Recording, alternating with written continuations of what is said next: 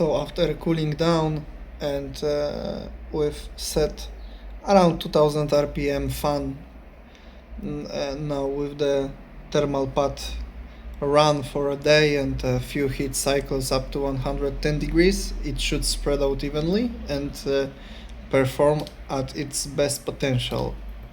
So let's see how it will go.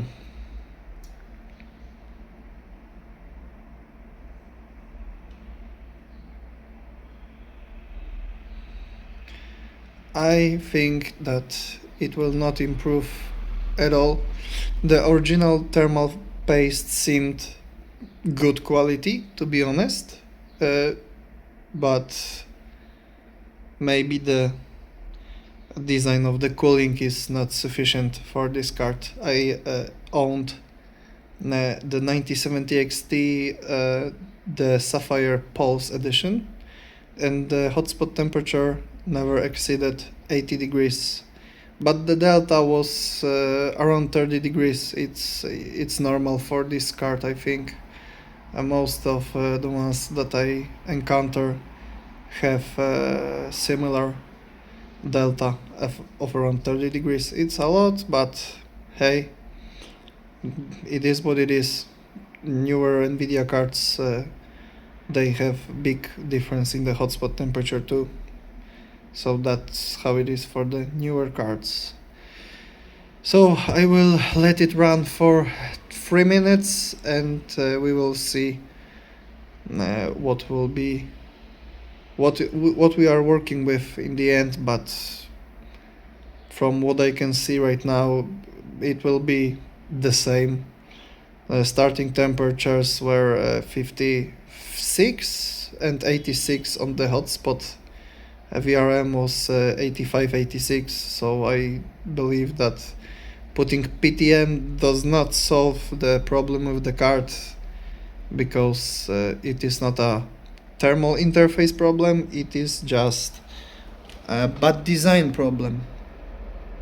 Well, maybe not a bad design, because right now I am putting a 10% power increase to the card. It is all the time at 334 watts, and we are exceeding, we are in the worse spot than we were before changing the original thermal paste, so I do not advise to do it.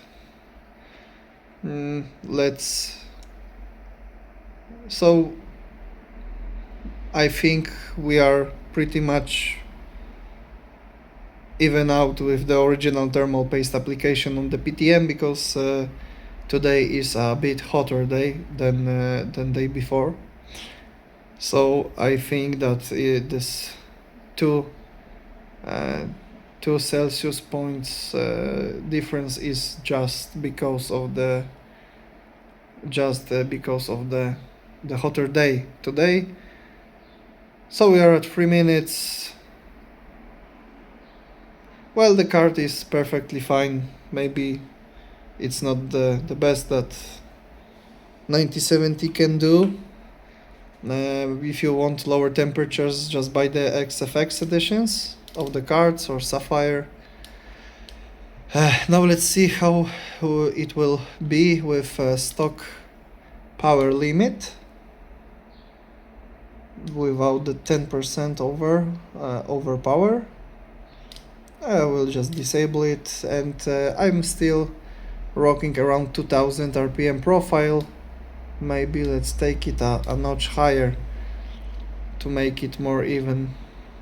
The first test was around 2030 RPMs, and okay, now it's close enough, I think.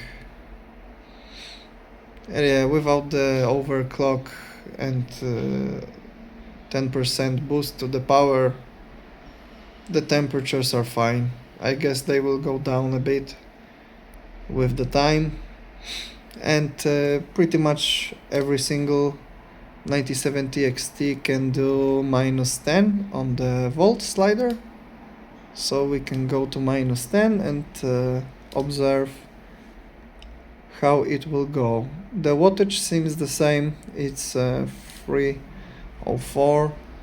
Yeah, but the temp is going down, so to be honest, I did bought this Gigabyte gaming a lot cheaper than any other card.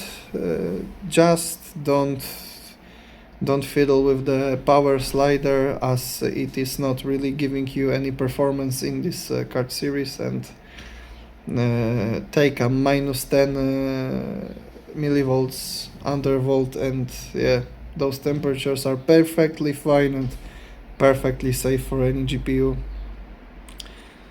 So there is, I think, no point in buying another card that is more expensive. But yeah, it's not the best design, and the fans are, I think they are actually a bit smaller than on the Sapphire. If I have to guess, they are probably a few millimeters smaller. And in the original automatic, default setting, I guess they will be even louder than now. Well, no, it seems like it is pretty much where it should be, as it even goes down. So the temperatures will rise.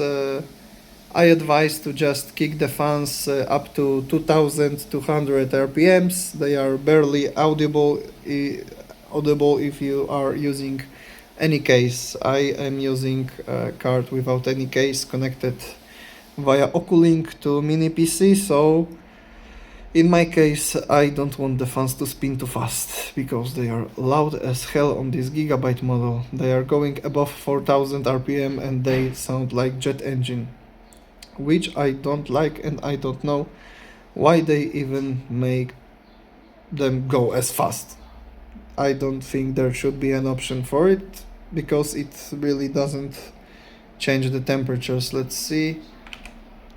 I will now manually make them go full speed, and I think that the temperatures will barely change, but the noise level, yeah, is tragic. And let's observe those temperatures.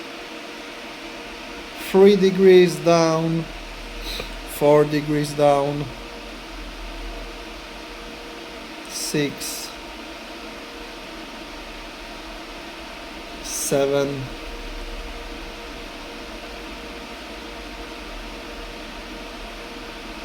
'So well, it certainly can make it go down. So from what I think, well, it is going down quite nicely, to be honest. It's scaling good, but so what I believe is this. What is the problem with the card? It is not in the thermal paste. It is not in the heatsink size. I think that is a problem with the first thing. The delta is a bit bigger than in other cards, so I guess the vapor chamber is not as good as it should be. The second thing, that the blow through is a bit smaller than on a Sapphire card, and I guess the fans could be bigger. There is room for, they should make the card a bit taller and put I don't know, 2 or 4 millimeter bigger fans, and this should solve it. And I don't really know why they use 3-pin a free 6x2 configuration, because this card doesn't need it really for anything. So it's a good cheap card. If you don't have a power supply with 3, just use a splitter from 1 to 2. You will not die, you will not burn yourself. The cables are not hot, it is not an NVIDIA connector, so you should be fine. So yeah, I guess if you want to save a couple bucks, you can buy this card. I don't really like Gigabytes, but especially the motherboards, they are dying really fast for me, especially. But the card, yeah, I think it's fine. Like, you cannot cry about 80-degree hotspot. It's completely normal and within the spec. The spec is to 115, I believe 110 or 115 degrees, and at 105 degrees you will see some throttling, so this is perfectly fine, and the temperature of memory is 82, so it should live a long happy life.